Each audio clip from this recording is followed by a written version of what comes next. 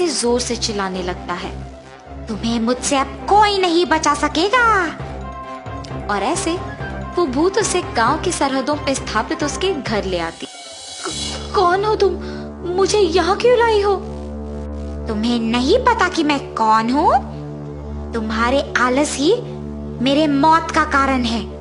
उस दिन मैं बीमार होने के कारण बीच रास्ते में पड़ी हुई थी और तुमने मुझे देखकर लापरवाह से मुझे वैसे ही वहां छोड़कर चले गए। अगर तुम मुझे उस दिन अस्पताल लेकर गए होते तो आज मैं जिंदा होती। मुझे नहीं पता था कि तुम मर गए। अगर मुझे पहले पता होता तो मैं तुम्हें ऐसे नहीं छोड़ता। उस दिन के लिए मैं अब बदला लूंगी। अब से हर रोज तुम मेरे लिए खाना बनाओगे और मेरे सारे काम करोगे। मैं अपने खुद के घर में ही काम नहीं करता हूँ, मेरे ही काम मेरी बीवी करती है। और तुम कह रही हो कि मैं तुम्हारे सारे काम करूं? मैं नहीं करूंगा। उसकी बातें सुनकर भूत को बहुत गुस्सा आता और वो उसका गला जोर से पकड़ लेती है। अगर तुमने मेरे काम सारे ढंग से नहीं किया और मेरे लिए खाना नहीं बनाया तो तुम मेरे खाना बन जाओगे। मुझे छोड़ दो, कृपया मुझे कुछ मत करो, मैं तुम्हारा कहाँ मानूंगा। और ऐसे कहने पर वो उसे छोड़ देती है।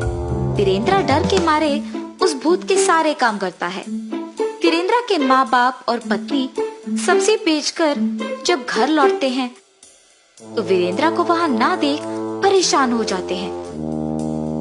वीरेंद्र, वीरेंद्र, हर रोज तो इस समय में यही सोते रहता है, आज न जाने कहाँ गया।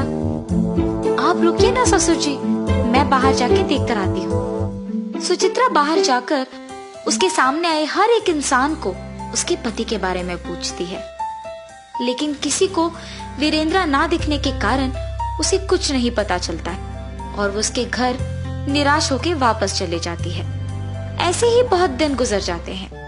एक दिन सुचित्रा को एक आदमी मिलता है। सुनिए, क्या आपने मेरे पति को कहीं देखा है?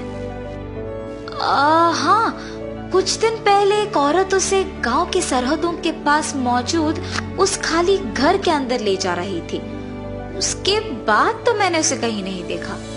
ये सुनने के तुरंत बाद वो उस घर के पास जाती है।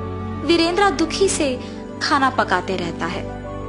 अगर मैं भी मेरे परिवार के साथ काम कर रहा होता तो बहुत खुश होता।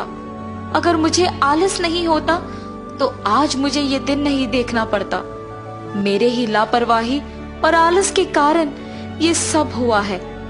अगर मैं ऐसा नहीं होता तो उस दिन उस औरत को बचाता और ऐसे एक भूत के लिए सारे काम नहीं करता।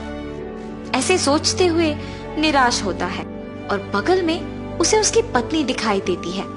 उसे देख वो चौंक जाता है और उसके पास जाता है। सुचित्रा, तुम यहाँ क्यों आई हो? पहले यहाँ से चले जाओ, चले जाओ तुम। अरे आप किसी को बताए बिना यहाँ क्यों आए हैं? ऐसे वो दोनों बात करते हैं और वहां वो भूत आती है। मेरे कारण तो मर गई हो, इसमें मेरी बीवी की कोई गलती नहीं है, उसे कृपया कुछ मत करो। ये कह के उसकी बीवी को वो जो कुछ भी हुआ बताता है और उसे वहां से जाने के लिए कहता है। मेरे पति को माफ करो, अगर उनकी गलती है तो वो मेरी भी गलती है, इसीलिए उन्हें छोड़ दो और मुझे मार दो। ऐसे वो उस भूत से विनती करती है। तुम दोनों को ऐसे दुखी होने की कोई जरूरत नहीं है। तुम्हारे पति को मारने से मेरे प्राण तो वापस नहीं आएंगे, इसीलिए मैं किसी को कुछ नहीं करूंगी। ये कह के उन दोनों को दुखी देख वीरेंद्र को माफ करके वहां से वो भूत गायब हो जाती है और तब पति पत्नी दोनों खुशी से उनके घर वापस लौटते हैं।